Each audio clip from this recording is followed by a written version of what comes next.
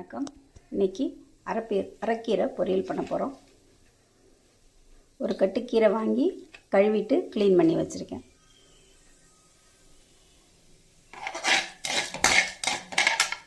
உளுத்தம்பருப்பு செவந்து கடுகு பொரிஞ்சு வந்துடுச்சு.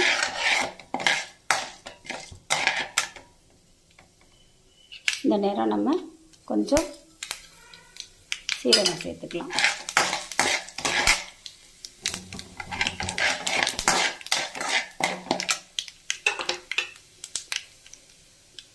கொஞ்சம் வெங்காயம், காரத்துக்கு ஒரே ஒரு மிளகாய் வத்தல், சின்ன வெங்காயம் பெரிய வெங்காயம் எதுனாலும் சேர்த்துக்கலாம். கொஞ்சம் இந்த வெங்காயம் வதங்கி வரட்டும். வெங்காயம் நல்லா வதங்கி வந்துடுச்சு. இந்த நேரம் நம்ம கீரை சேர்த்துக்கலாம்.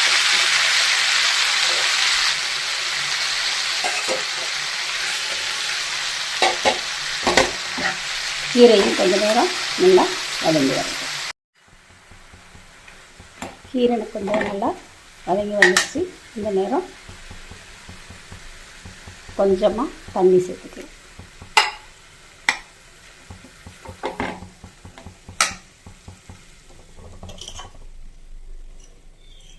கீரைக்கு கம்மியாக உப்பு போட்டால் போதும்.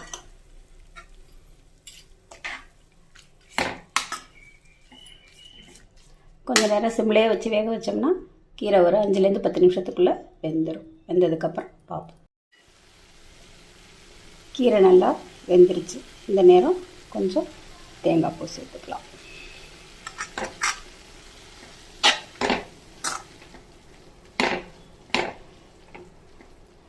ஆஃப் பண்ணிடலாம். கீரை பொரியல் ரெடி ஆயிடுச்சு. கீரை பொரியல் நல்லா அருமையாக வந்திருக்கு. இது சாம்பாரோட, புளிக்குழம்போட, ரசம் எல்லாத்துக்குமே நல்லா மேட்ச் ஆகும். கண்டிப்பாக வாரத்துக்கு ஒரு நாள் கீரையை நம்ம உணவில் சேர்த்துக்கலாம். ஏதாவது ஒரு வகையில் பொரியல் கடைஞ்சி கொடுக்கலாம், கூட்டாகவும் கொடுக்கலாம்.